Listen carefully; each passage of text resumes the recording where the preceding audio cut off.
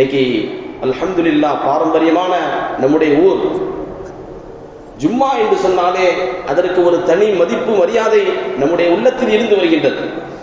அது காப்பாற்றப்பட வேண்டும். அதன் காரணமாகத்தான் எல்லா நாளையும் போல அல்ல ஜும்மாவுடைய நாள். ஜும்மாவுடைய நாள்ல அல்ஹம்துலில்லாஹ் சிறந்த ஆடைகள் உடுத்தக்கூடிய பழக்கம் நம்மிடத்தில் இருக்கின்றது. நம்முடைய கல்வி ஸ்தாபனங்களை பாருங்கள், மற்ற இடங்களில் எல்லாம் சனி ஞாயிறு விடுமுறை, ஆனால் நம்முடைய பகுதியில் வெள்ளிக்கிழமை விடுமுறை கல்வி ஸ்தாபனங்கள். காரணம், அன்றைய நாளிலும் பள்ளிக்கூடம் வைத்துவிட்டால் எல்லா நாளையும் போல ஒரு நாளாக கருதக்கூடிய பார்க்கக்கூடிய நிலை ஏற்படும் என்பதற்காக ஜும்மாவுடைய நாள் என்று விடுமுறை அளிக்கப்படுகின்றது. ஏனென்றால் அது வணக்கத்திற்கான நாள். பல நேரங்களில் கடைகளிலும் கூட ஞாயிற்றுக்கிழமை விடுமுறை இல்லை, வெள்ளிக்கிழமை விடுமுறை. இப்படி வெள்ளிக்கிழமையை மதிக்கக்கூடிய, அதற்கான கண்ணியத்தை கொடுக்கக்கூடிய ஒரு பாரம்பரியமும் பழக்க வழக்கமும் நம்முடைய ஊரில் இருந்து வருகின்றது. அது காப்பாற்றப்பட வேண்டும்.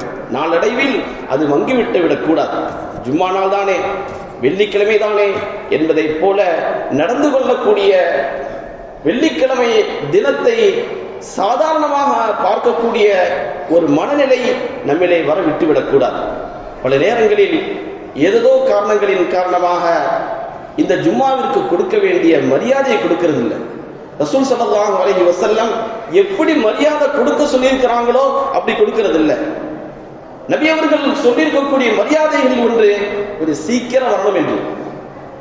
ஜும்மாவிற்கு சீக்கிரம் வருவதற்கு யார் முதலில் வருகின்றாரோ அவருக்கு அதிக நன்மை, அடுத்தடுத்து வருபவருக்கு நன்மைகள் குறைந்து கொண்டே இருக்கும். எவ்வளவு சீக்கிரம் போவாரோ அவ்வளவு நன்மைகள் அதிகம். ஆனால் பல நேரங்களில் ஜும்மா என்பதையே மறந்து பயான் ஆரம்பிக்கும் போதுதான் இன்னைக்கு ஜும்மாவா என்று நினைவு பலருக்கு வரும். அதற்கு பிறகுதான் அவர் ஜும்மாவுக்கு வருவதற்கான தயாரிப்புகளை மேற்கொள்வார். இது கண்ணியப்படுத்தக்கூடிய முறை அல்ல.